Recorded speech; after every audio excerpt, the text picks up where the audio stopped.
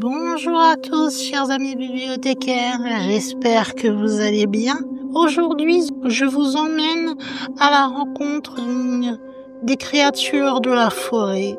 Une de ces créatures qui fait parfois rêver, puisque on peut la nommer de deux façons. Et généralement, les petites filles veulent en devenir une. Aujourd'hui, je vais parler avec vous de la créature que l'on appelle fée ou bien encore dame verte. Bien évidemment, comme d'habitude, je vous conseille avant de commencer à vous en dire plus sur le sujet, de vous installer bien confortablement, de prendre quelques petites choses à grignoter, ne pas oublier la boisson, cela fait du bien, surtout en cette période d'été. Et si vous avez l'habitude de m'écouter façon podcast, ne changez pas votre habitude et continuez de faire ce que vous faisiez, et continuez de faire ce que vous faites en écoutant et en apprenant un peu plus sur cette fameuse fée ou dame verte. Tout d'abord, il faut savoir que même si les fées font souvent rêver, surtout avec les contes de fées, et qui n'a jamais rêvé étant petite de devenir une fée, cependant, il ne faut pas trop s'amuser avec elle. Non pas qu'elle soit méchante en soi, bien sûr, mais si vous allez à l'encontre de ce qu'elle protège, sachez que de nombreux contes de fées vous montrent bien que celles-ci peuvent s'énerver et que selon leur capacité, elles sont capables de vous voler soit votre temps ou bien encore votre jeunesse, même vos amants ou votre fortune. Il y a d'ailleurs dans plusieurs traditions, surtout françaises, celtiques et anglo-saxonnes, une de ces fameuses fées que l'on nomme donc fée verte ou dame verte. C'est une figure surnaturelle qui est souvent liée à la nature, aux forêts ou aux vieilles demeures. On va souvent l'associer à des créatures ou d'autres esprits, c'est pour ça que généralement on parle bien d'une créature de la dame verte qui l'accompagnerait. Sachez que le fait de s'appeler dame verte a une signification. Ça signifie tout simplement le mot lumière, puisqu'on peut aussi la nommer gardienne de la voie de lumière ou bien Hélène l'accueillante. C'est une nymphe des eaux et aussi une protectrice des cerfs, des rennes et des animaux en général, même si ce sont en majorité les cerfs et les rennes qui sont ses emblèmes. Comment reconnaître une fée verte ? Eh bien, généralement, on dit de celle-ci que ce sont des entités féminines assez anciennes liées aux éléments naturels.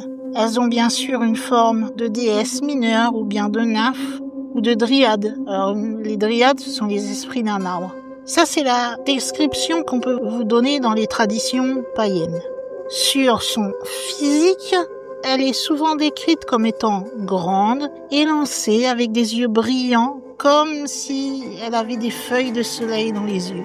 Sa robe est souvent faite de mousse, de feuillage ou bien de lianes qui sont ce qui compose la forêt, tout simplement. Elle a tendance plutôt à vivre dans les forêts profondes, des clairières oubliées, près de sources sacrées ou bien près d'arbres millénaires. Comme vous l'aurez compris et comme je vous l'ai déjà cité, son rôle majoritaire, c'est de protéger les lieux naturels de tout ce qui concerne la profanation humaine, c'est-à-dire trop de déboisement, que ce soit pour en faire des champs, que ce soit pour en faire une usine, autre, enfin, tout ce qui peut être pour elle une profanation, que ce soit pour les arbres comme pour les animaux, elle est là pour essayer de protéger au maximum ces désastres. Et en l'occurrence, elle va être très bienveillante avec ceux qui respectent la nature, puisque c'est ce qu'elle désire. Mais elle peut devenir terrible, comme je vous le disais, envers ceux qui veulent la détruire. Car notre dame verte n'est pas une dame qui a un caractère facile, même si, quand on est de son côté, elle peut être très gentille, il faut dire ce qui est. Comme elles vivent la majorité du temps dans les arbres, les feuillages, les fleurs, eh bien elles ont tendance à aimer se cacher et à aimer s'amuser avec les animaux qui peuplent la forêt. Comme je vous le disais, si vous êtes là pour juste observer, ne faire de mal à personne, elle sera très gentille avec vous.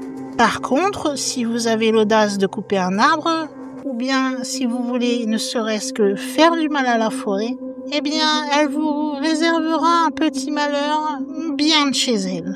De plus, faites attention. Il est déconseillé également de faire une ronde avec elle. Si jamais elle vous le propose, refusez.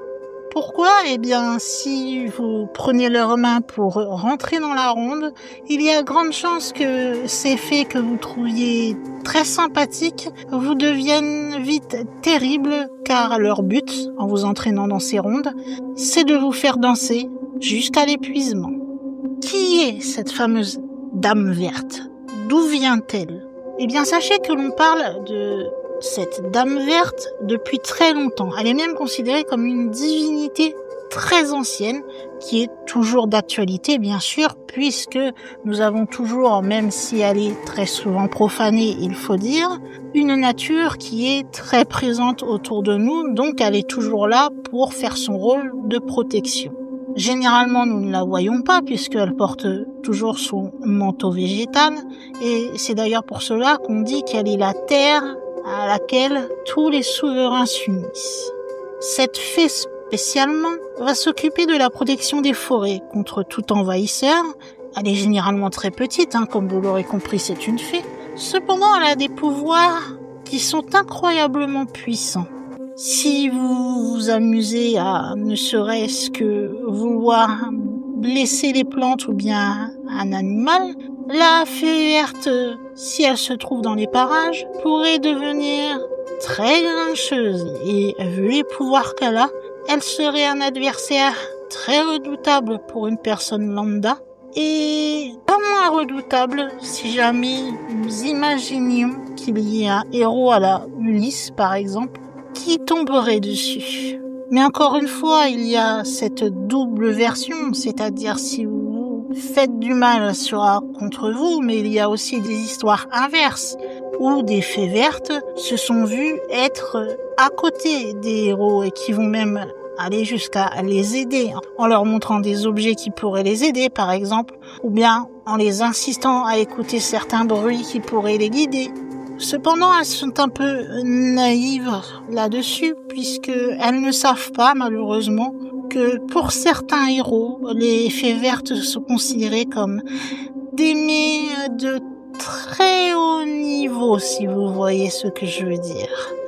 En plus d'être protectrice de la nature, des animaux, de la forêt de façon générale, elle peut être aussi la gardienne des rêves, et celle qui détient les clés du royaume d'Automne. Automne, c'est le royaume souterrain. Et par conséquent, étant une fée, elle détient aussi la clé du royaume des fées.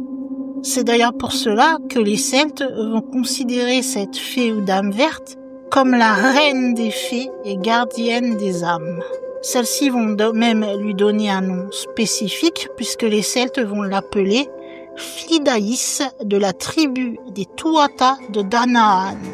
Généralement, lorsque on parle de la fée ou dame verte, elle est souvent liée à Cernunnos, car elle est considérée par beaucoup comme étant le féminin de Cernunnos, qui est lui l'homme vert ou si vous préférez, le seigneur des forêts. Il peut être aussi appelé Erne le chasseur. C'est d'ailleurs la seule déesse qui sera coiffée de bois de renne femelle, qui est donc cornue. Normalement, si vous y connaissez un petit peu dans le règne animalier, généralement, les cerfs, tout ça, ce sont les mâles qui portent des bois ou des ramures, mais les femelles n'en portent pas.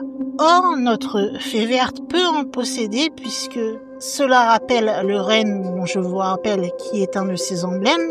Et en l'occurrence, la reine femelle, c'est la seule, on va dire, femelle des cervidés qui, elle, va posséder une ramure comme le mâle.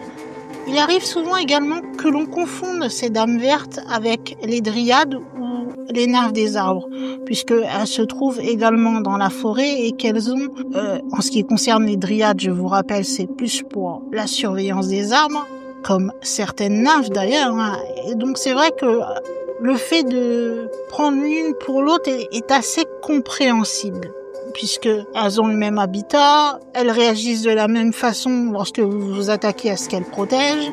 Et des fois, il arrive qu'on se demande Quelle est la différence majeure entre justement la Dame Verte, les Dryanes et les nymphes? Est-ce que finalement ce ne seraient pas des sortes de créatures qui seraient cousines quelque part? C'est quelque chose qui est évoqué en ce qui concerne les créatures fantastiques. Comme toute créature, la Dame aux fées vertes va avoir des attributs, c'est-à-dire des points forts et des points faibles. En ce qui concerne ces points forts, comme vous l'aurez compris, c'est qu'elle possède un pouvoir sur la nature. Elle peut manipuler les plantes, elle peut se venger, utiliser ses pouvoirs magiques justement aussi, puisqu'elle possède la magie des fées, qui est un autre de son point fort. Je pense que celui-là, vous le saviez d'avance, lorsque vous imaginez une fée, vous l'imaginez pas vraiment sans ses ailes, donc vous savez qu'elle a le pouvoir de voler, et elle peut aussi parfois convaincre des héros de se reposer et d'arrêter de tuer, ou bien de faire du mal à la nature. Malheureusement, même si elle a des attributs intéressants, elle a aussi des points faibles. L'un des principaux points faibles étant sa petitesse. Et oui, certes, elle a de grands pouvoirs, mais ce n'est qu'une petite dame. Ensuite, c'est une créature qui craint le feu. Et physiquement parlant, encore une fois, même si elle a des pouvoirs magiques, elle reste très faible. Et même si on compare ses pouvoirs magiques, si jamais celle-ci se retrouvait face à une fée dite normale, entre guillemets, eh bien, pour nous, ses pouvoirs semblent surpuissants, mais face à une fée normale, sa magie va rester plus faible, malheureusement pour elle. Sachez également que la Dame Verte n'est quasiment jamais seule. Elle va souvent être accompagnée d'un ou plusieurs compagnons, qui sont donc les créatures de la Dame Verte, qui sont eux aussi liés à la nature et qui soit ont été créés par elle, ou qui ont été incarnés pour servir celle-ci. Je vais vous donner quelques exemples, mais il y en a plus, de ces fameuses créatures que vous pouvez trouver avec la fée verte. Vous avez par exemple le loup mousse. Il est recouvert d'écorce et de lichen, et ses yeux brillent comme des lucioles vertes. Il est là pour guider les voyageurs égarés, ou en sens contraire, si vous menacez la forêt, il sera là pour vous chasser. Elle peut être accompagnée également du serpent liane. C'est un long serpent au corps végétal qui, au vu de sa carnation, peut se camoufler facilement comme étant une branche morte, d'où son nom de serpent liane, me direz-vous.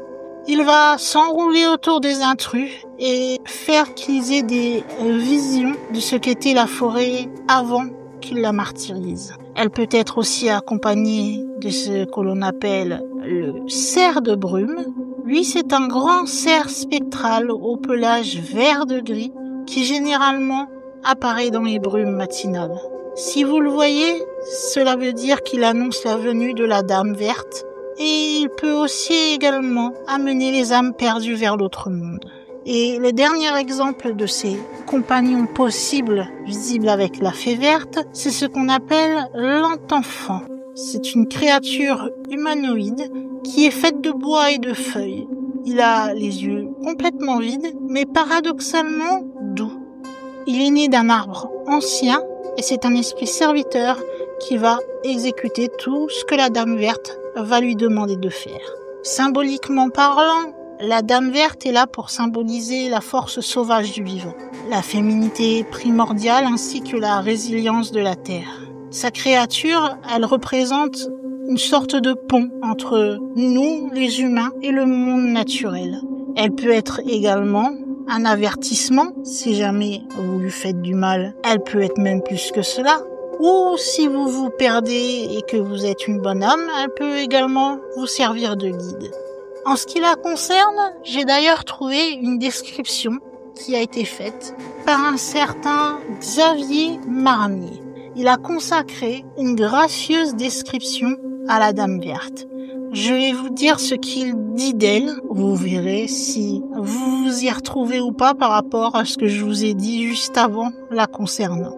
Je le cite donc, la Dame Verte, c'est notre Péri, notre sylphide, la déesse de nos bois, la fée de nos prairies. Elle est belle et gracieuse. Elle a la taille mince et légère comme une tige de bouleau, les épaules blanches comme la neige de nos montagnes et les yeux bleus comme la source de nos rochers. Les marguerites des champs lui sourient quand elle passe. Les rameaux d'arbres l'effleurent avec un frémissement de joie, car elle est la déesse bien-aimée des arbres et des fleurs, mais aussi des collines et des vallées. Son regard ranime la nature comme un doux soleil, et son sourire est comme le sourire du printemps. Le jour, elle s'assoit entre les frais taillis, tressant des couronnes de fleurs, ou bien encore peignant ses blonds cheveux avec un peigne d'or, ou alors rêvant sur son lit de mousse au beau jeune homme qu'elle aura rencontré. La nuit, elle rassemble ses compagnes, et toutes s'en vont folâtres et légères, danser au rayon de la lune et chanter. Le voyageur qui s'est trouvé égaré le soir au milieu de nos montagnes a souvent été surpris à entendre tout à coup des voix aériennes, une musique harmonieuse, qui ne ressemblait d'ailleurs à rien de ce qu'on entend habituellement dans le monde. C'étaient des chants provenant de la Dame Verte et de ses compagnes. Quelquefois aussi, ces malignes sylphides aiment à égarer à dessein de jeunes paysans qu'elles aiment, pour pouvoir les attirer dans leur cercle et danser avec lui. Si alors celui-ci pouvait s'emparer du petit soulier de verre d'une de ces jolis cendrillons, il serait alors riche. Car pour pouvoir continuer de danser avec ses compagnes, il faudrait qu'elle rachetât son soulier, et elle l'achèterait à n'importe quel prix. L'hiver, la Dame Verte habite dans des grottes de rochers, où les géologues, avec leur malheureuse science, ne voient que des pierres et des stalactites, et qui sont, j'en suis sûre, toutes pleines de rubis et de diamants, dont la fée dérobe l'éclat à nos regards profanes. C'est là que la nuit, les fêtes recommencent à la lueur de 1000 flambeaux, au milieu des parois de cristal et des colonnes d'agate. C'est là que la Dame Verte emmène, comme une autre Armide, le chevalier qu'elle s'est choisi. Heureux l'homme qu'elle aime, heureux ce sire de Montbéliard qu'elle a si souvent attendu sous les verts bosquets de Villars ou dans le Val de Saint-Maurice.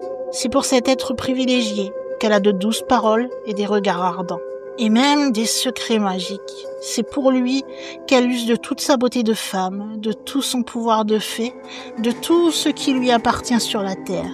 Il y a cependant des gens qui, pour faire les esprits forts, ont l'air de rire quand vous leur parlez de la Dame Verte, et ils ne craindraient pas de révoquer son existence. Ces êtres-là, voyez-vous, il ne faut pas discuter avec eux, il faut juste les abandonner à leur froid scepticisme. Je trouvais cette description assez poétique, voilà pourquoi je l'ai inclus dans la vidéo, mais sachez qu'il n'est pas le seul soit à s'être inspiré de la Dame Verte ou soit à avoir parlé d'elle, puisque sachez que l'une des plus grandes écrivaines du nom de George Sand va intituler un de ses romans Les Dames Vertes. Il sortira en 1875. Et dans ce livre, elle propose une description qui est sans doute inspirée des légendes de son enfance. Voici l'extrait où elle décrit la Dame Verte. Il leur avait été donné de voir les trois vierges, non plus sous l'apparence de nuages verdâtres, mais dans tout l'éclat de leur jeunesse et de leur beauté. Non pas toutes à la fois, mais une en particulier, pendant que les deux autres se tenaient à l'écart. Alors cette funèbre beauté répondait à toutes les questions sérieuses et décentes que l'on voulait lui adresser. Elle dévoilait les secrets du passé, du présent et de l'avenir. Elle donnait de judicieux conseils. Elle enseignait les trésors cachés à ceux qui étaient capables d'en bien user en vue de salut. Elle disait les malheurs à éviter, les fautes à réparer. Elle parlait du nom du ciel et des anges. Enfin, c'était une puissance bienfaisante pour ceux qui la consultaient avec de bons et pieux desseins. Elle n'était rondeuse et menaçante qu'avec les railleurs, les libertins et les impies. Le manuscrit disait « D'une intention méchante et fallacieuse, on leur a eu faire de grandes punitions, et ceux qui ne s'y porteront que par malice et vaine curiosité peuvent s'attendre à des choses épouvantables, qu'ils seront bien maris d'avoir cherché. » Et ne croyez pas d'ailleurs que même si les deux personnes qui ont écrit sur cette fameuse Dame Verte sont français, ne croyez pas que celle-ci se trouve spécialement en France. On a beaucoup plus, bien sûr, de légendes françaises, mais il y a aussi soit des créatures équivalentes à la Dame Verte dans les autres pays, ou des Dames Vertes qui ont tout simplement un autre nom, mais qui sont exactement la même chose que notre Dame Verte française. J'ai d'ailleurs choisi de vous donner quelques petits exemples de Dames Vertes dans le monde. Par exemple, si nous partons dans le Jura en Suisse, et pas du côté français, vous avez des Dames Vertes qui ont tendance à s'ébattre au crépuscule près des sources et des étangs, ou bien dans les sentiers forestiers ou les grottes, vêtues d'une longue robe verte. On dit d'elles qu'elles sont toujours très belles et séduisent ceux qui les rencontrent. Parfois, elles sont bienveillantes et redresseuses de tort. Elles veillent surtout sur les enfants, aiment sauver les égarés et secourir les malheureux. Mais le plus souvent, celles-ci vont être agressives et violentes. Il leur arrive d'ailleurs d'aimer égarer ou noyer quelques voyageurs passant par là, ou bien de les faire courir ou voler toute la nuit jusqu'à épuisement. Elle sera souvent accompagnée d'un cerf ou d'un renard spectral. Il y en a une aussi en Écosse. Elle est plus connue sous le nom de Helen of the Ways. C'est la déesse qui montre le chemin. Elle est considérée comme la gardienne des chemins mystérieux, des migrations et des anciennes pistes qui étaient les voies de migration des reines. À l'heure actuelle, malheureusement, certaines sont maintenant recouvertes par la mer. Il y a aussi des Dames Vertes en Allemagne, qui là-bas se feront appeler die Grüne Frau, donc la femme verte. La Grüne Frau est un esprit de forêt qui, elle aussi, est proche des dryades ou bien des Walgaster, qui sont des esprits des bois. Elle vit dans les arbres anciens et protège les animaux sauvages. Si on la voit, cela peut être signe de mort, de malchance, ou au contraire, un signe de bénédiction. Cela dépendra de la pureté de votre cœur.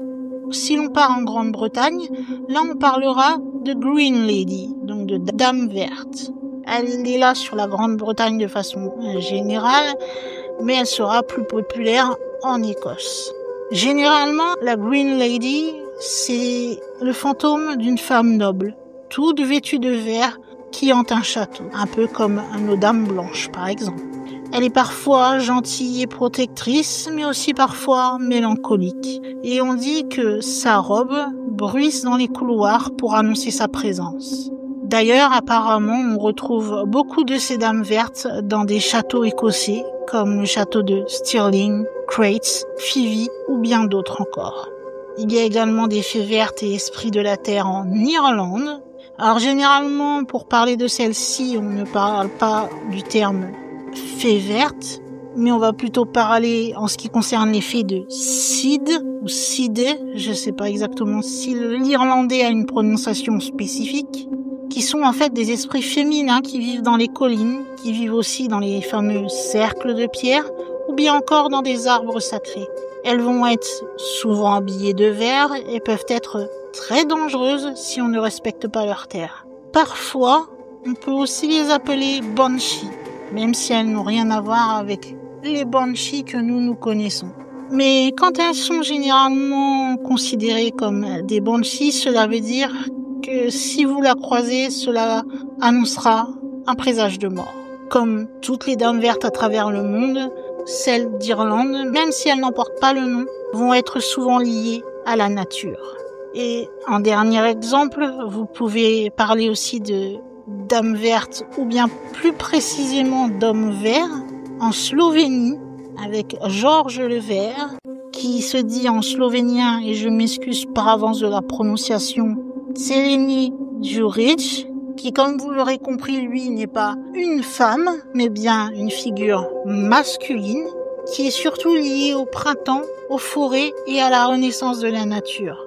Souvent, il peut être, comme certaines dames vertes, accompagné, mais lui, pas d'animaux. Il sera plutôt accompagné de nymphes ou d'esprits verts, qui représentent la fertilité et la protection des forêts. Les points communs entre ces différentes dames vertes à travers le monde, eh bien, c'est d'abord qu'elles ont un lien sacré avec la nature, les arbres, les sources, les collines, les animaux, etc. Le fait qu'elles sont très ambivalentes, puisque si vous êtes, on va dire, du bon côté de la barrière, que vous respectez la nature, etc., elles seront bienfaitrices. Mais si vous êtes de l'autre côté, là, elles seront plutôt vengeresses. Elles sont souvent toutes habillées de vert, qui généralement est symbole de vie, mais aussi de surnaturel. Et généralement, elles sont à peu près toutes aussi accompagnées soit d'une créature ou bien d'un autre être. Même quelquefois, certaines vont avoir la capacité de se transformer, que ce soit en bête, en brouillard ou bien encore en plante. Donc il existe bien des fées ou dames vertes dans le monde entier.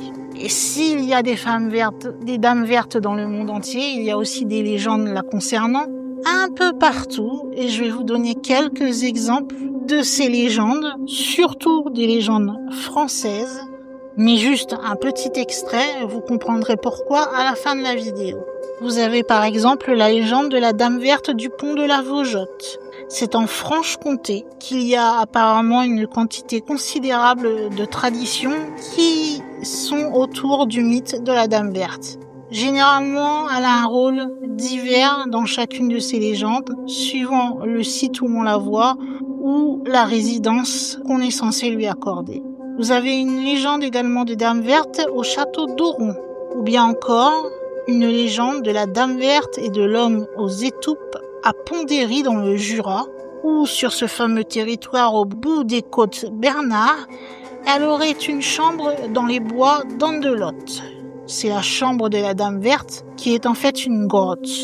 La belle dame la quitte assez souvent pour pouvoir venir faire sa promenade sur les grands chemins et elle ne s'y rend pas non plus inabordable.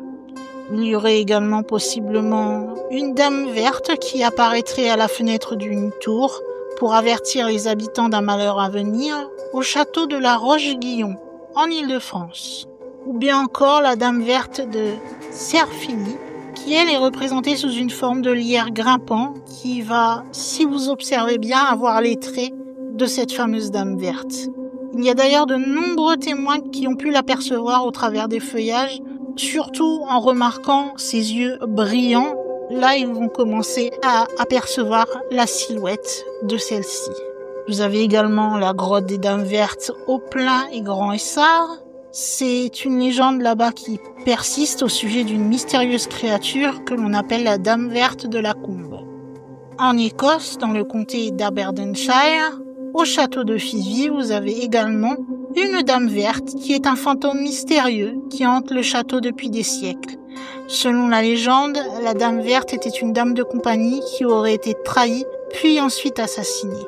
Au château de Brissac également, il y a une Dame Verte de ce fameux château du géant du Val-de-Loire. Dans la Mayenne, à Mésanger, vous avez également une Dame Verte que l'on appelle le fantôme du château du Rocher. C'est une figure historique locale et d'après la légende, ce fantôme apparenté à la duchesse Éléonore de Bouillé aurait encore maintenant ses quartiers au sein du château du Rocher. Et pour terminer dans les exemples des légendes dont vous l'aurez remarqué, surtout françaises, au château de Cratte, donc là nous repartons au Royaume-Uni, vous auriez ce qu'on appelle la tour de la Dame Verte. Il y a une histoire étrange qui raconte l'histoire de cette fameuse Dame Verte qui serait un spectre désespéré dont on dit qu'il serait le signe avant-coureur de malheur pour la famille Burnett qui habitait le château. Donc comme vous le voyez, il n'est pas très difficile de trouver des légendes ou des histoires reliées à cette dame ou fée verte, puisque du coup, là, dans ces légendes, vous l'avez remarqué, généralement, ça peut être aussi bien une dame verte ou fée verte naturelle, comme une dame verte plus spectrale, fantomatique, mais qui porte exactement le même nom. Bien sûr, ce n'était que quelques exemples, car il y en a beaucoup plus si on cherche un peu, et encore je me suis contentée des plus connus. Et pourquoi je vous disais que je ne cite que quelques phrases? Eh bien tout simplement, si vous avez tenu jusque-là dans la vidéo, c'est que la semaine prochaine, vu le nombre de légendes concernant la Dame Verte et que certaines ne sont pas forcément très longues, eh bien vous aurez une vidéo qui sera totalement sur certaines de ces légendes de la Dame Verte. Je crois, si je me souviens bien, que j'en ai choisi 4 ou 5, il me semble. Donc vous pourrez en savoir un petit peu plus sur ce qu'on dit de cette fameuse dame verte, encore une fois que ce soit la fée ou ce qu'on dit de cette fameuse dame verte selon où on se trouve. Comme vous l'aurez compris, après toutes ces explications lors de cette vidéo, la dame verte, elle est surtout connue par les histoires, les légendes, le folklore. Cependant, il n'y a pas beaucoup de preuves que celle-ci existe réellement dans le royaume des fées. Cela n'empêche pas, comme certaines autres créatures, de croire en elle, tout simplement. Et que ce soit la fée verte, comme d'autres fées, tout simplement. D'ailleurs, de nombreuses personnes dans le monde croient encore qu'il y a des créatures magiques qui habitent nos forêts. Pourquoi ne pas croire à ces créatures magiques? Rien ne nous y empêche. Généralement, il faut dire, ce sont des petites créatures qui sont là pour veiller sur nous. Donc pourquoi ne pas imaginer que celles-ci sont bien là quelque part, tapis bien cachés et que nous ne les voyons pas? Après, certains pourraient être bornés à vouloir savoir et à vouloir prouver que ces créatures sont juste une invention ou qu'elles existent vraiment. Libre à eux, moi personnellement, je pense que l'imagination et le fait de penser qu'on a peut-être de ces petites créatures qui sont là pour veiller sur nous est quelque chose de positif en soi. La seule chose qui est sûre concernant les fées vertes, c'est que ce sont, malgré les années qui ont passé, des petits êtres qui continueront, quoi qu'il arrive, à captiver notre imagination. Et je pense encore, pendant de nombreuses années, elles auront cette capacité. Que ce soit la fée verte, comme d'autres fées, Cela n'est pas spécifique à celle-ci en particulier. Ce sont des créatures enchanteresses. Donc on a plutôt tendance à les voir d'un bon œil et à accepter plus facilement qu'elles puissent nous entourer. J'espère que vous en aurez appris un petit peu plus en ce qui concerne ces créatures que l'on appelle dames ou fées vertes. Comme vous l'aurez compris, ils peuvent avoir plusieurs définitions, même si moi je me suis concentrée surtout pas sur le côté fantomatique et spectral, un peu comme la dame blanche, la dame rouge, la dame noire, etc., mais bien plus sur le côté fée verte, c'est-à-dire la protectrice de la nature, des animaux, des forêts, etc., puisque je trouvais ça beaucoup plus intéressant dans un sens. Et que vous parlez des fantômes de ces lieux spécifiques, je pourrais le faire dans une autre vidéo si jamais cela vous intéresse. Si cela vous intéresse, dites-le moi dans les commentaires d'ailleurs, comme ça je le saurai directement. En tout cas, j'espère que vous aurez apprécié la vidéo tout de même, que vous en savez un petit peu plus concernant ces créatures. Et si c'est le cas, vous pouvez me dire tout simplement ce que vous avez pensé de la vidéo, si vous avez des sujets en particulier, réagir à celle-ci. Dans la petite chose sous la vidéo qui s'appelle la section commentaires, ça me ferait plaisir de vous lire. Vous pouvez également liker la vidéo si celle-ci vous a plu. Si cela n'est pas encore fait et que vous aimez tout ce qui concerne l'étrange, le mystérieux, le paranormal, vous pouvez cliquer sur le petit bouton rouge s'abonner. Et une fois que c'est fait, ou si vous ne l'avez pas encore fait, vous pouvez cliquer sur la petite cloche et cocher recevoir toutes les notifications. Comme ça, dès qu'une vidéo sera publiée sur YouTube, théoriquement, si celui-ci fait bien son travail, vous aurez une notification vous invitant à venir regarder la vidéo et vous n'aurez pas à la chercher. Je crois, mes chers amis bibliothécaires, que nous allons pouvoir fermer pour aujourd'hui le livre des créatures fantastiques et spécifiquement celui de la fée ou dame verte et la ranger à sa place dans notre bibliothèque du surnaturel. Et il va être également temps pour moi, en tant que gardienne de cette immense bibliothèque, de fermer les portes de celle-ci et de vous dire à la semaine prochaine pour une nouvelle vidéo. Bye!